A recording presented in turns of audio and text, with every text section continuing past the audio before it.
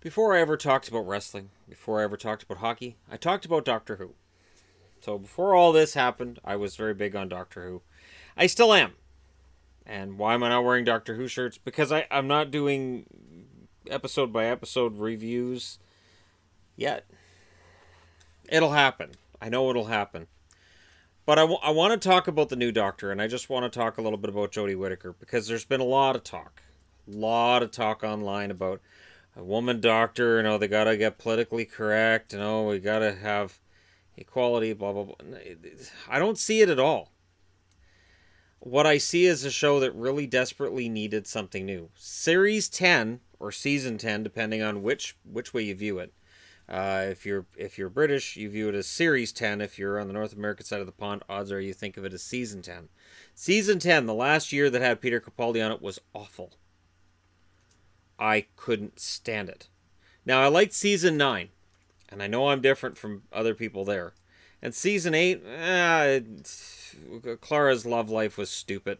But, if you can overlook that, and it's difficult, because you're supposed to work up all these tears and feel really sad for a relationship that I didn't buy it.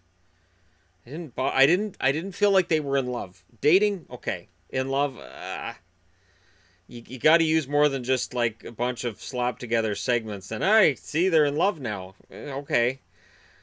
But Moffat's ability to film characters that are in love, look at Rory and Amy as an example. There's always the feeling you got with that Amy was just kind of mercy married or pity married Rory. That always seemed to be the whole idea behind it, and it just seems kind of weird. And I liked Rory, and I loved Amy, but their storyline, by the time they were killed off, I was glad to see them go. The show desperately needed a reboot. I think they realized that the last season, where they had Bill come in, and Bill, again, I never emotionally connected with Bill. Never. So when they kill her off, I'm like, so Bill's dead. And the worst part was, of course, they do the fake outs first. And this is one of the biggest, most damning things about Doctor Who. How many times have we seen a companion die and then come back to life by the end of the episode? Or you think they're dead, but they're really not. Same with the Doctor. You see that, oh, he's dead. He's not dead, he's the Doctor. He's not regenerating. They didn't have some big push on BBC about, hey, look, he's regenerating. So we know he's not regenerating. It kind of takes the fun out of it when, BBC is trumpeting months ahead of time. Don't forget to watch when he dies. Thanks. Thanks a lot. Thanks. No surprise there then. I mean, we never heard, I remember back in the 80s, Who Shot JR was a big thing. They didn't talk about it months in advance like, JR's going to get shot. You're going to be really surprised when it's his ex-wife. Don't tell anybody. And it feels like sometimes BBC does that with Doctor Who. So when they came out with the idea that it was going to be a woman, I was glad that first off she was younger. There were some that were mentioned. I am a huge supporter of Hayley Atwell. If Hayley Atwell's ever the Doctor, I guarantee you she'll be fantastic at it. Hayley Atwell is one of my favorite actresses on planet Earth. And if you're wondering who Hayley Atwell is, she is Agent Carter from the series of that name and from the first Captain America movie. And they put old lady makeup on her for Avengers to stick her in Avengers so that you'd remember, oh, Peggy Carter, right. She would make a fantastic Doctor, but you know what? So does Jodie Whittaker. And the first episode was nice in that the tone is completely different. It's a completely different series. The only thing that's the same is the name is Doctor Who. And I also agree with what they're doing this year, which is apparently we won't see Daleks, we won't see Cybermen, we won't see any of, like, Silurians, we won't see anybody that we normally see. And I agree with that, and the reason why is this. Cybermen don't feel threatening to me. They did. The first couple of times I saw them, I was like, oh, this is interesting. And it's like, the last time out it was interesting because it was Missy. Right, it was Missy that was in control of them. So that was kind of, it was neat in how the storyline was played out, and yet in the end, love finds a way. Happens too much in Doctor Who, where you're like, oh, we've written ourselves into a corner, what do we do? Love could fix it. Love? Holy crap, you're a genius. Love fixes it. Okay, everybody, Love fixes it. We're done. That's a wrap. And somewhere somebody in the back going, isn't that kind of cheap? It's sort of like how the sonic screwdriver's like it does everything all the time. No matter where he is, he's trapped. The sonic screwdriver fixes it. Good point. You're fired. And it's a problem with the show where I go, how are they going to get out of this? And then, poof, they fix it with stupid. So that's a problem. And when it was the whole, their humanity freed them from being Cybermen, I thought, I would think if that's an option, that it would have shown up before Series 8 of the rebooted series with Cybermen that date back to the 60s. So I'm going to go ahead and say no. I'm glad we won't be seeing them this year. I'm glad we won't be seeing Daleks. There's always something relatively interesting with the Daleks, but I'm glad we're getting something new. Now, here's the one thing I'm wondering. Now, this episode, and for people who haven't watched it, this is where I'm going to get into spoilers. But if you haven't seen it, watch it. It's fantastic. The only thing I'm wondering is, are they going to go too dark? That's the one thing I'm wondering is, because the villain in this episode took a tooth out of each of his victims and stuck it in his face, so his face was all teeth. Kind of gross. And you know, it's fine. I'm sure there's people saying, "Oh, you're a wuss." Well, it's supposed to be a show for kids. Ideally, Doctor Who is supposed to be a show that everybody can watch with their kids. I got to tell you, my 5-year-old, my 11-year-old found that pretty creepy. Now, they didn't stay up at night. It's not going to give them nightmares. But I'm wondering if that's the first episode. Are we going to see villains that are terrifying? I'm okay with that. But, you know, you look at how long Class lasted. Class lasted 1 year because they took it too far. I really think Class would have stuck around had they gone more in a Sarah Jane Adventures direction rather than trying to be a new edgy kind of show, and we're going to amp it up to 14 plus, then you're going to lose your target audience. Doctor Who, one of the magical things with it is everybody can watch it. Everybody can get something out of it. And I think Jodie Whittaker and her performance is fantastic. I think she is the right mix of young and exuberant and attractive, but not distractingly so. She's a nice looking lady. She's not like a Scarlett Johansson. There's not going to be a bunch of guys, oh wow, look at all these pictures we can get of her. No, she's not that kind of actress, and she's got the right amount of energy for the role, and I can buy her as the part of the Doctor. Now, if I had to compare her to one, she feels to me a lot like David Tennant's Doctor. A lot. In the way that she talked in this first episode, the way that she interacted with people, the little quirks, I was like, okay, these are David Tennant kind of quirks. I'm completely fine with that. Peter Capaldi is the 12th. There were things that he clearly borrowed from the 6th. You'd see things he did that were from the 7th. He would say and do things that were related to other Doctors. This is a normal thing.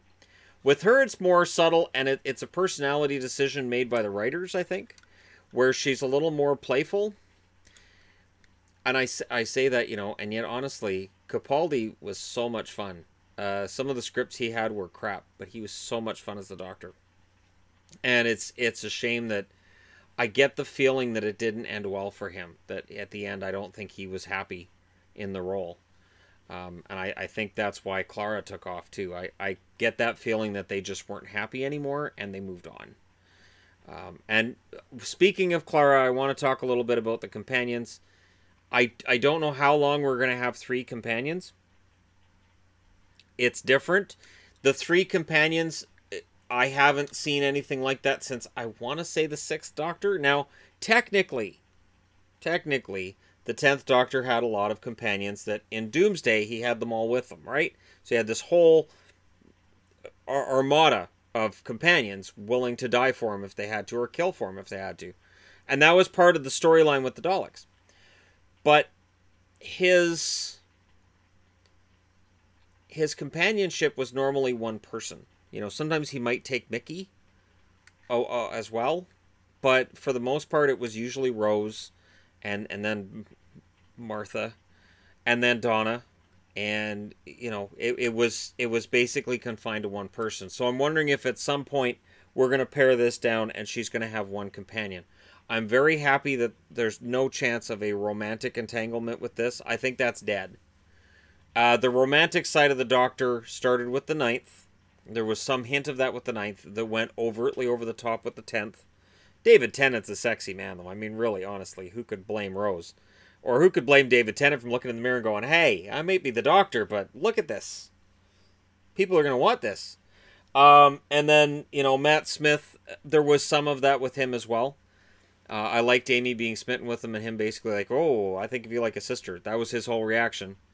And then with Clara, he seemed to be romantically interested in Clara. And then with the switch to the 12th, it kind of took that out of the picture.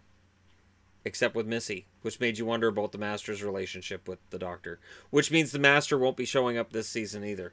Which is probably for the best. With the way that they've changed how it's made, I don't expect any cameos by anybody we know from previous series.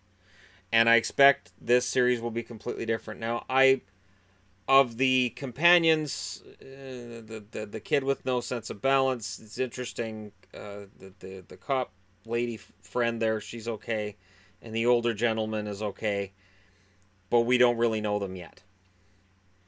It was a long episode, but we don't really know them yet. We don't really know this Doctor yet either.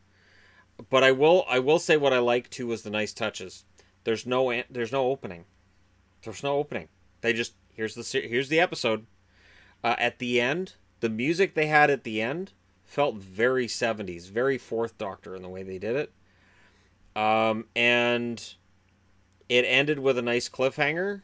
And if they're gonna go in this direction where there's a cliffhanger each week, I'm kind of okay with that because again, it's a callback to the old Doctor Who. The old Doctor Who, they were half hour. But there would be 3 episodes, 3 half-hour slices of each episode. So if they're going to do something like that, where it's still an hour, but each episode will kind of end with a cliffhanger that leads you to your next adventure, I'm okay with that.